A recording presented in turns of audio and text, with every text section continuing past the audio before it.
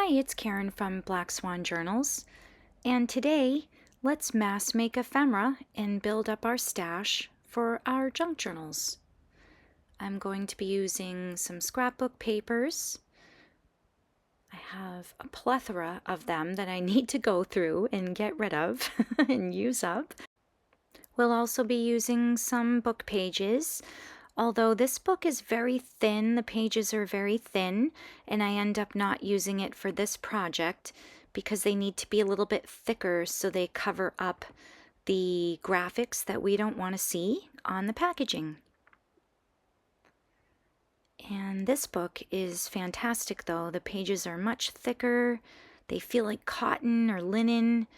They don't have lines, but they're very cottony. Very nicely done. Lots of beautiful images in here. But today we're just after the print or the nice, beautiful ambery paper that's blank with nothing on it at all. Because my tip today to build up your stash is to take a bunch of packaging and junk mail and make a ton of bases. We're going to do that together in various ways. And you can't even believe the amount of stuff we're about to make. It's incredibly fast, it's so much fun, and you end up with a ton of stuff. And what I like about it too is that you can decorate later on. You don't have to do it all one at a time and then try to fit that piece somewhere that maybe doesn't match what you're doing. So anyways, if you have white packaging like this, and you're interested in this, put it aside, save some, because this is great to use stencils for. And when you choose your stencils, choose ones that have really large opening if you're interested in covering up the white. The larger of the opening, the more ink or paint you'll be depositing and the less white. Also, if you've got some tissue paper around the house, it doesn't matter if it's wrinkly. I mean, you don't really want it like crumpled up in a ball, but it's okay if it's a little wrinkly. Also grab that. And then this other kind of packaging I love to use is the type that has the brown, like craft, cardboard kind of color on the inside. And I like it for two reasons. One is because you could just cover up the front where all the loud graphics are with something pretty, and then use the back to write on as a journaling space, a journaling tag, or a card or whatever. But also, I like it because it's porous and it takes the glue really well. You don't have to write on it. You can also cover it up with something pretty that you can write on. You can cover both sides. And these other pieces, if you get things like that, things like this, keep these as well, because we're not going to use it today, but in the next video, we're going to be using that. I'm going to show you what to do with those larger things.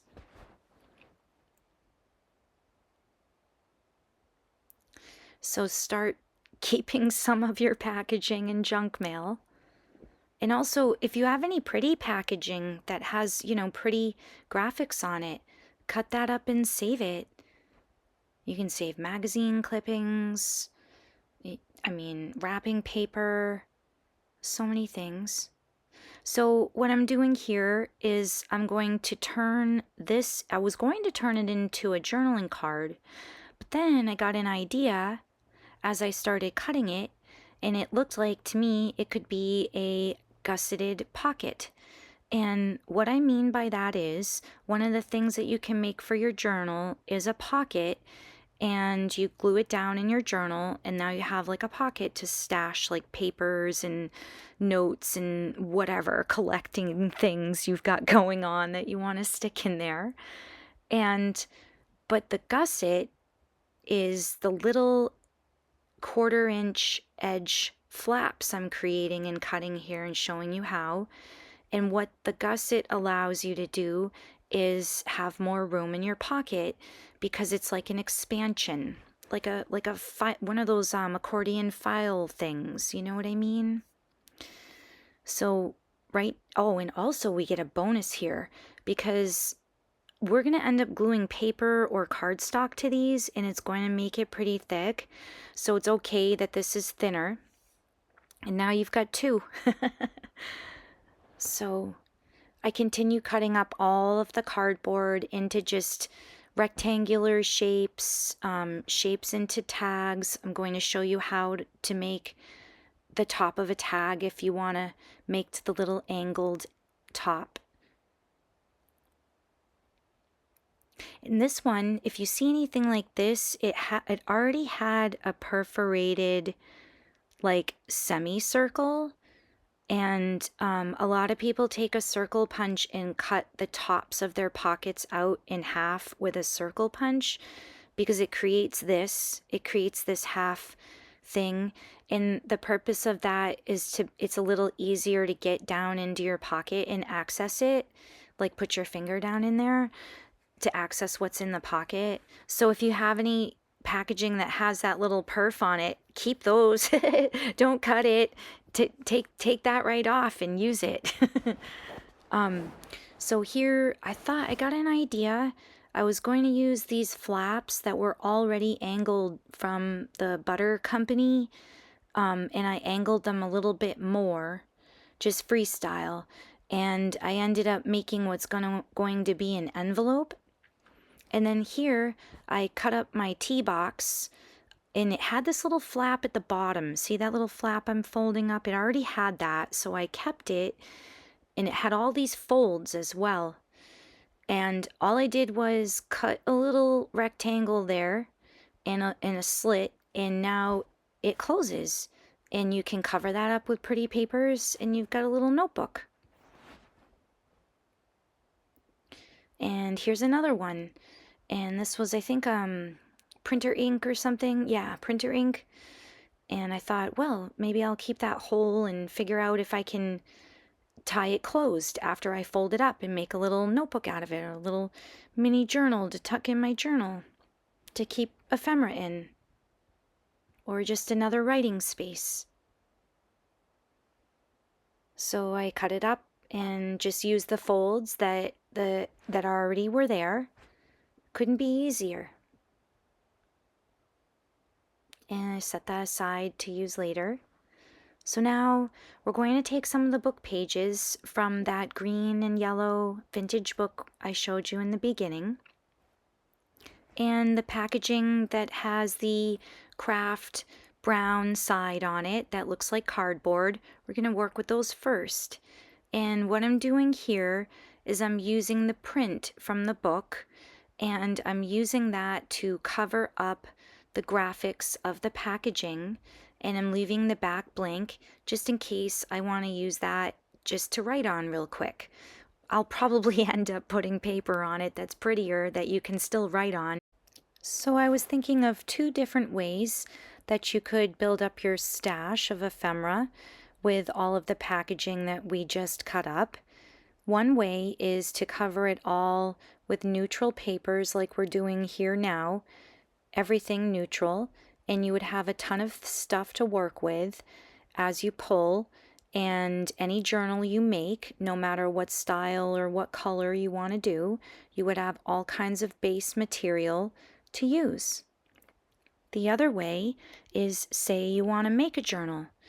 I like to start this way sometimes by taking all the packaging and junk mail we just cut up and deciding what my theme or my style is, what my color palette is, and then going hunting in my stash for different ephemera, greeting cards, scrapbook papers, digitals, cut up magazines, cut up book pages of pretty images, all types of things of this nature. And then I gather it all together and do the same thing we're doing here with the neutrals, but you can also add all of the things you gathered from your color palette. So you've got a bunch of ephemera and tags and pockets and things ready to go in the theme and color palette that you chose for that journal. So here now I'm making some pockets, and now we're jumping on to the envelopes. I had an idea to utilize the sides that the packaging already had, and they kind of looked like coin envelopes to me, or longer ones, you know. And here's a little tip. So again, we're still covering up the graphics of the packaging and utilizing the back side, the craft colored side. And little tip there, if you ever want to line it up, your writing, you know, at the edge of your page, the way I lined it up and dropped it down, that always works well for me. And this one, I thought I'd wrap it around and cover up the front and the back. So I thought I'd show you, if you're interested in doing something like that, it's a quick way as well. Less cutting, and you've got that reinforced actually edge, you know, because it's wrapped around instead of two pieces cut. But it's fine to do it that way too. It's just a little extra stronger when you wrap it around. And then here's that, what I'm calling my cheat on the circle punch to create that little opening there, because the packaging already gave it to me. So as we go through the video, I'll show you a couple different ways that you can work with the paper here. You can just rip it off, you can cut it off, and I'm going to show you different ways, and just do whatever is comfortable for you. But you can use the edge if the cardboard is thick and just sort of rip it. And if you glue them close together, you can just rip them like this right here. If you like really neat straight edges, then you can also cut them. But I just want to show you different ways for different people. Yeah, sometimes I just love ripping it and it's so fun, and I love that torn edge look. And if you like to ink your edges, it takes it so well and it just looks so pretty when it's torn, but it looks great when it's cut too, to ink it. But yeah, the tearing does just give it a little bit more oomph, you know, when the ink is added. It does, I have to say. But you know, its beauty is in the eye of the beholder, and we all have a different eye.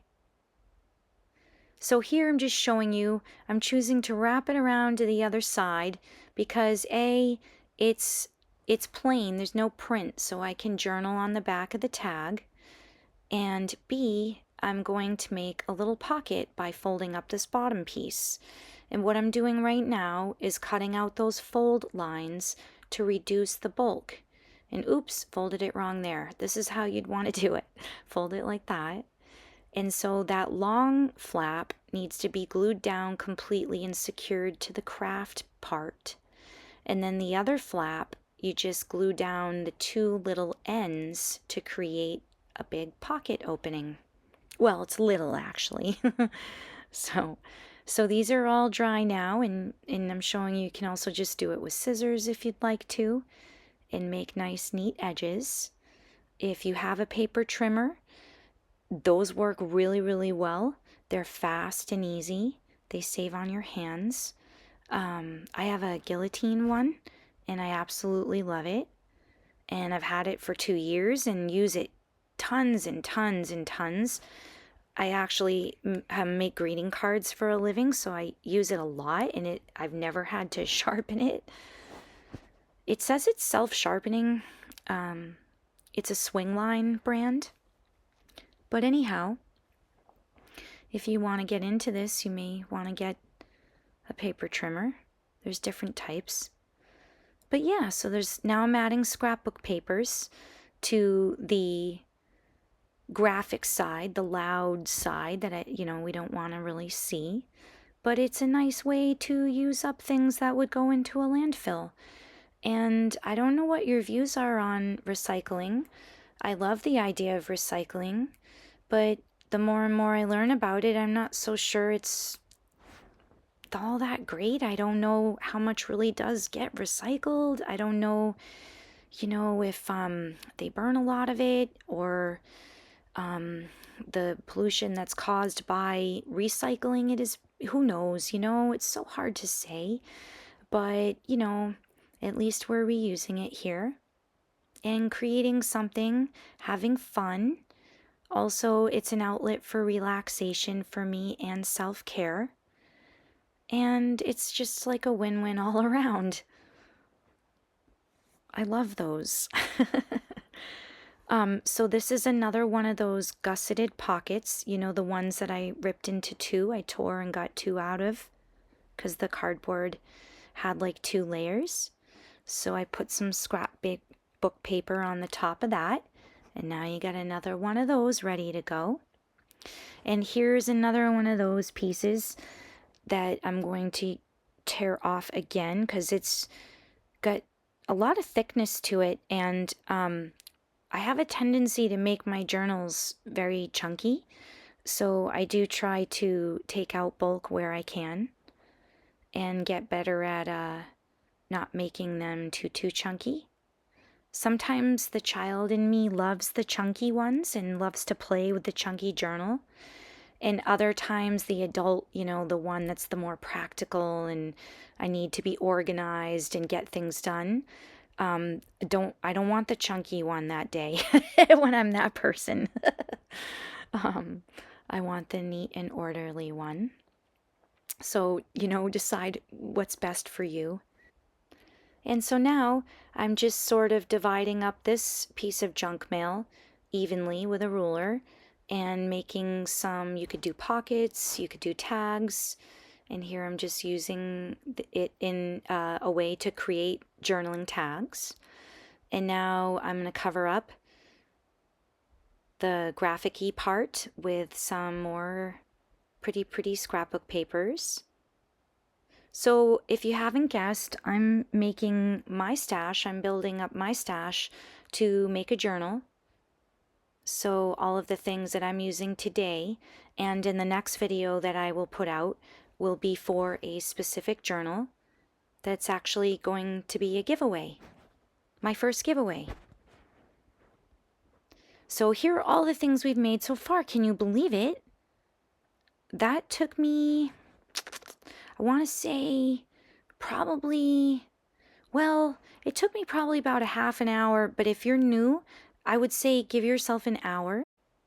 So here, I'm using a piece of junk mail, and I'm going to take the tissue paper, and we're going to decoupage over this junk mail. And you need to do this on something that you don't mind seeing what's underneath it onto, because it will be transparent. So you can use something like this Liquitex matte medium gel, or you can use a Mod Podge. I like the Liquitex, and I like it in the matte because A, it leaves no brush lines for me when I do it, and B, I like it's truly matte. It has no shine. And if I'm after gloss, I might use something different. But generally, I'd say like 95% of the time, I want a matte product. And even the Mod Podge matte, I think has a bit of a sheen to it. It's very sticky and for a very long time, and it does leave some brush strokes. I just really like this product, and that's why I choose it. But we're all different, and you got to find what works for you. So I keep my brush in a glass of water. It keeps it from stiffening up. And the brush I use is a really inexpensive brush, and it's really silky soft, really smooth and soft. You don't want anything coarse or like animal hair.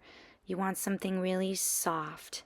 So now you put a generous amount of that down, brush it all down, then put your tissue down. And now you don't have to remove wrinkles and air bubbles. Some people love that texture later on when it's dried. So don't stress. If you love that, keep it in. But I'm going to show you here just how, in case you want to remove that and you want a smooth look when it's dry, just take a bone folder, or, maybe you've got a brayer. If you're new, you may not have that though. But or a bone folder, but you can smooth it out gently with your hands. I wouldn't use a ruler, it's probably going to tear it. But anyway, just gently smooth out from the middle to the edges, the air bubbles and the wrinkles if you want to. And now you need to go over the top with the same product in the same motions, in the same way. And you just want to give it a nice, good application here. Use a generous amount. And what this will do is it will coat it. and it can take some water. Like you could take, if you were doing this to a journal cover, let's say, you could take it outside and it could get a little wet if it was raining, and it would be fine. It wouldn't disintegrate, you know, like paper would if it weren't protected. So it seals it, and it also acts as a glue. Both Mod Podge and that Liquitex product. So here, I had some coffee dyed papers that were too grungy for my flavor, for my taste, and I decided to rip them up and use parts of them instead of the entire thing for a journal page, because it was just a little too grungy. And I used them as backers, and that way I can use it as a writing space on the back of those journaling tags. And here, where I was making those little sort of envelopes, I wanted to be a little bit more fancy and put some pretty papers on the front of the flap, just to be decorative, and it makes me happy. So if you're more practical and you're making a journal just to use for practical reasons because you're on the go and you need to keep a log and you need to keep yourself straight and you need lists and all that type of stuff, don't worry about it. Don't worry about decorating. Don't stress. But for me, it's super fun to decorate, and it's an outlet for creativity, and I absolutely love to decorate it. And then I also use it for practical reasons later. So it's dual purpose for me. Now we're going to move on to the white packaging. And here we're going to use the stencils and these inks, and we're going to cover up the white part, and that's going to be the decorative side, and then the other side will become the writing side. So here I use a blend of 3 different pigment inks to create a gradient look, and it packs a punch when I lift it up later. It looks so awesome. I love it. The big reveal, you know, when you pull off the stencil, believe me, you'll love it. If you do it yourself, you'll have fun. It'll light you up. And, you know, choose any colors that make you happy. Try not to get discouraged if you're watching this and say you don't like these colors I'm using. Don't forget, imagine this in your favorite colors, and oh my gosh, you may really like it. So here, this is how it turns out. And now you can do so many things with this. You have to let this dry, obviously.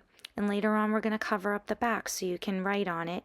But also, if you wanted it to be a pocket or a tuck spot or a belly band, you wouldn't have to cover up the back. You could just cut it to size and then glue it accordingly. If you did care about maybe seeing under it a little, you might want to cover it if you care. I love this stencil. It's from Lavinia Stamps, just in case you want to know. I'm brand new to YouTube. I don't get paid or anything. This is all for free. I'd like to, you know, one day maybe get paid, but so when I tell you what a product is or whatever, it's just because I'm trying to help you out in case you want to know. When I was learning and watching videos, I always wanted to know, what's that? Where'd they get that? So I try to tell you. But those other stencils, those were also from Lavinia Stamps. Oh my gosh. So, okay, if you think I'm really gross, shut the video off. But seriously, it's not gross. So my husband and I got some takeout. And yeah, did you guess my husband's name is Mike? Michael. And he likes Mike, but I like Michael. But anyway, oh my gosh, I love this one. It's so pretty. It's like a bronze metallic. But yeah, the food was wrapped on the inside of the container in like a aluminum foil. So the recycled sort of cardboard containers that they gave us, they weren't styrofoam foam. I was like, ooh, that looks like watercolor paper. I want that. That would look so good with a torn edge. So I tried it for the first time with a stencil and some ink, and it came out dynamite. So I'm going to continue to do that. And yeah, if it had food on it, yeah, I probably wouldn't use it. And so here I added some scrapbook paper and just inked up this just to give it a little personality. And I put one of these little, instead of a safety pin, you can get these pins in this shape called a bulb pin. And you can get them on Amazon, you can get them from Tim Holtz. And I just put it in there, and then you saw how I just fastened it to keep it closed. You could maybe use a string or something if you wanted to. But yeah, look at all the stuff we made. Isn't it great? So I'm going to speed this up here in case you're sick of this video. But yeah, I just wanted to show you and give yourself a round of applause if you've done this, because you probably have quite a few things now built up in your stash and you're good to go. You can either do, like I said, a ton of neutrals and have stuff for a bunch of different projects with different colors, or you can have a ton of stuff ready to go and now you're ready to make your journal.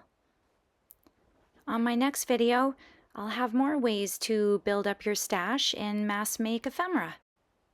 And I'm using all my ephemera to make a journal for a giveaway. So if you're interested and you'd like to see the journal evolve or a chance to win it, please check back. Thank you so much for watching. See you next time.